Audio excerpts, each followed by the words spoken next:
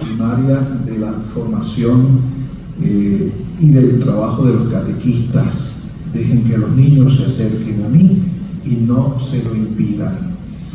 El reino de Dios, sigue diciendo, es de los que son como ellos.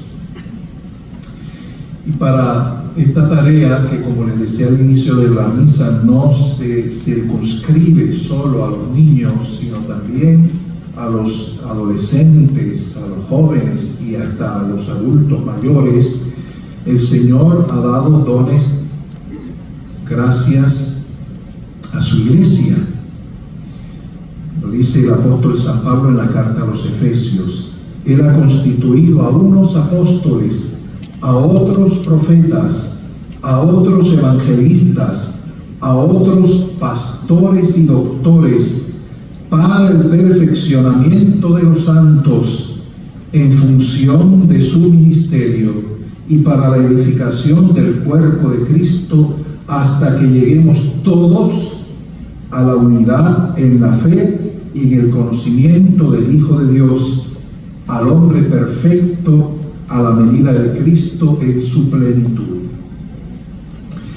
Cuando el apóstol San Pablo escribió estas palabras a los creyentes de Éfeso, lo hace, si ustedes buscan el capítulo 4 y ven el inicio de ese capítulo, el apóstol hace esta aseveración a aquellos cristianos para que entiendan, todos los cristianos, todos los miembros de la comunidad, entiendan la responsabilidad que significa profesar la fe.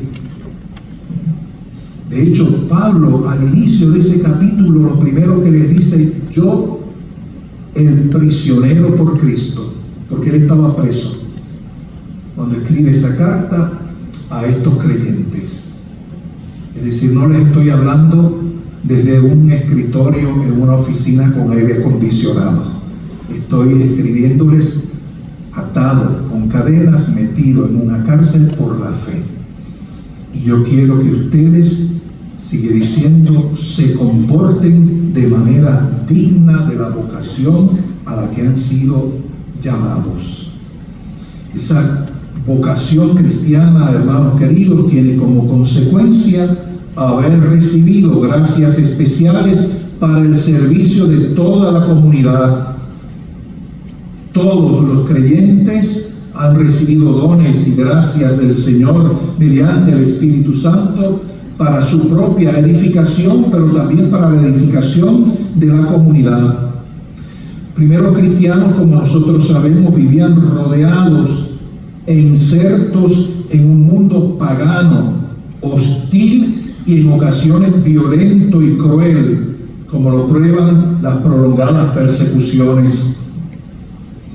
Sin embargo, este sentirse como marginados, rechazados, perseguidos, masacrados en muchas ocasiones, no los llevó a una actitud de aislamiento, de resentimiento o de enfrentamiento, sino por el contrario, a reconocer el mundo en el que viven, que está plagado de todo lo que hemos dicho, pero ese es el lugar donde Dios los ha puesto.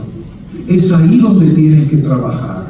Es ahí donde se tienen que esforzar por transformar la realidad, la mentalidad de la gente, para darles esperanza.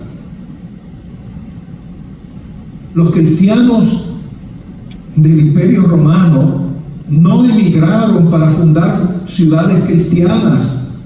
No dijeron, pues nos vamos, no nos quieren los romanos, pues nos vamos a otro sitio. De verdad que el mundo conocido estaba el Imperio Romano esparcido por prácticamente todas partes, pero había lugares donde se podía ir a fundar comunas, a aislarse. Pero los cristianos no hicieron eso. Ellos entendieron que Jesús les había enviado ir al mundo entero y proclamar el Evangelio, enseñándoles a cumplir todo lo que yo les he dicho. No les dijo, escóndanse, huyan, aíslense, vivan señalando lo malo que hay en el mundo y huyendo de él. donde quiera que estaban los cristianos, entendían que todos debían comprometerse de una forma u otra con la evangelización. Nosotros sabemos que estos dones y estos carismas que el Señor otorga a la iglesia, y que al principio no estaban tan, vamos a llamarlo así, tan separados entre unos y otros, se fueron especializando en tareas. Y algunos de estos dones y carismas, gracias, se fueron como identificando, por ejemplo, con los sacerdotes. Pues los sacerdotes son los que tienen que hacer esto, aquello y lo otro. Luego llegaron a los monjes y luego las monjas. Y entonces pues ahora le toca a las monjas, ¿no?, hacerlo. Por mucho tiempo la catequesis era responsabilidad primordial de los párrocos, ¿no? Y los párrocos eran los que tenían una responsabilidad muy particular de catequizar. Si ustedes, por ejemplo, ven las historias del padre de San Juan María Vianney, se dan cuenta de que una de las tareas que hacía San Juan María Vianney era dar la catequesis, ¿no? Se identificó el párroco, y una de las responsabilidades del párroco, yo recuerdo un viejo libro que se llamaba el Manual para Párrocos, que decía al párroco le toca la catequesis, y entonces daba las instrucciones, las maneras y todo lo que nosotros conocemos, ¿verdad?, como un catecismo, para que lo pudiera compartir con los demás. Pero hermanos, ese modelo de sociedad cristiana altamente especializada y jerarquizada, en la que cada uno se tenía que dedicar a lo suyo, ese modelo ya no existe. Hoy ya no vivimos en tiempos de cristiandad, y eso se nota a veces de manera más clara y evidente en países que de larga tradición cristiana ahora mismo se avergüenzan de su pasado cristiano, de valores que les distinguieron. No voy a entrar en el tema de las Olimpiadas porque eso nos llevaría aquí mucho tiempo, ¿verdad? Pero es un reflejo. ¿Y qué vamos a hacer? Pues nos vamos a ir todos de Francia, ¿verdad? Y vamos allí a, qué sé yo, al Tíbet. Bueno, no, allí están los budistas, no nos podemos ir al Tíbet.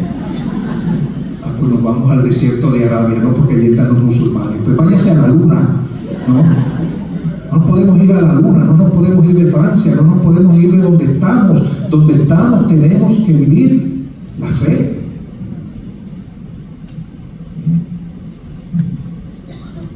Este tiempo que nosotros estamos viviendo se parece mucho al tiempo en que vivieron los primeros cristianos, pero eso no nos debe ni asustar ni aislar. No, hermanos, no vivamos con miedo, ni asustados, ni permitamos que nos asusten, ni nos metan miedo. Al contrario, debemos recuperar este sentido de pertenencia que tenían los primeros cristianos, que sabiéndose llamados por Cristo a la vida eterna y al reino de los cielos, pero sabían que estaban en la tierra. ¿Recuerdan el anuncio aquel de los zapatos, no? Tus pies en el cielo, tus zapatos en la gloria. Los pies en la tierra, los zapatos en la gloria. Pues ahora hay que tener los pies y la cabeza, ¿verdad? La cabeza y el corazón en el cielo, con los pies en la tierra, pero también con el corazón en la tierra, porque la tierra hay que estar en ella para redimirla, para anunciar el Evangelio, ¿no? Nosotros no podemos desertar de la misión que el Señor nos ha dado.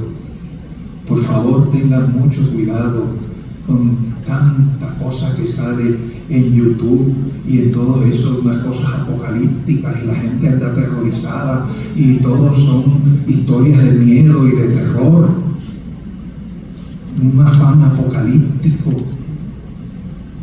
enfermizo en algunos casos, ¿no? No somos ingenuos, sabemos lo que hay y sabemos que hay muchas fuerzas hostiles al cristianismo y a la fe, pero nosotros sabemos en quién hemos creído y en quién hemos alcanzado la salvación y quién es nuestra fortaleza, ¿no? Y todos somos partícipes de esta misión, no solo los sacerdotes, no solamente los reverendos diáconos, no solamente las religiosas y los religiosos, todos los creyentes, por gracia del bautismo, han sido incorporados a Cristo para actuar como Cristo y ejercer aquellas tareas y dones que el Señor les ha dado. Nosotros veneramos a San Pablo y a San Pedro y los demás apóstoles con razón, pero hay que recordar con veneración también a aquellos esposos, Aquila y Priscila, que fueron fundamentales para la misión de San Pablo. No solamente estaban allí para facilitarle la tarea al apóstol, le dieron trabajo cuando el apóstol estaba, ¿verdad?, en una situación económica difícil. Le dieron consejos al apóstol para ayudarle en su tarea misionera. ¿Cuántos de nosotros, los mismos sacerdotes, gracias a Dios, reconocemos el valor impagable de las personas que nos asisten, que nos ayudan, no solo como si fueran sirvientes, porque no lo son, sino colaboradores, cooperadores? La palabra cooperador es una palabra fuerte, significa el que trabaja conmigo. Eso es lo que significa cooperador. No es uno a quien yo le doy, ¿verdad?, una tareita para tenerlo contento. Ellos mismos eran misioneros. Ellos sufrieron por ser cristianos. Hoy, hermanos queridos, no nos podemos dividir tan marcadamente entre una tarea y otra tarea, como si la tuya es la tuya, la mía es la mía, y yo no tengo nada que ver contigo y tú no tienes nada que ver conmigo, y tú haz lo tuyo y yo hago lo mío. Queridos hermanos, ustedes saben muy bien, y lo sabemos todos, que muchas veces, además de ser catequistas, hay que ser profeta, hay que ser evangelista, hay que ser apóstol, hay que ser consejero, hay que ser de todo.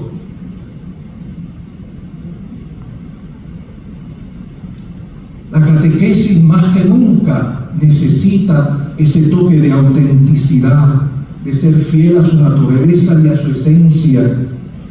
Es cierto que el término griego catequesis hace referencia a la instrucción que se da de viva voz, pero nosotros hace tiempo también hemos aprendido que ni siquiera la educación a nivel civil se puede reducir a la mera transmisión de conocimiento. No es solamente dar nociones de la fe, es también meterse de lleno en la tarea de ayudar a las personas para que vivan esa fe. Nosotros hemos escuchado la primera lectura, ¿verdad?, como el Señor le dice al profeta que no se trata solo de tener unos conocimientos de la ley, hay que vivir conforme a ese conocimiento. Y por lo tanto, las personas recibirán, ¿verdad?, la recompensa, el premio o el castigo, no en base a que sabían lo que decía la ley, sino si lo practicaron y lo vivieron. En el Salmo responsorial, un salmo muy bello, se dice algo parecido, ¿no? Los sacrificios no te satisfacen. Si te ofreciera un holocausto, no lo querrías. Es decir, yo podría cumplir el precepto de la ley que manda que yo ofrezca estos sacrificios y estos holocaustos y ofrendas en el templo, pero eso, si se queda solo en un gesto exterior, es un gesto vacío.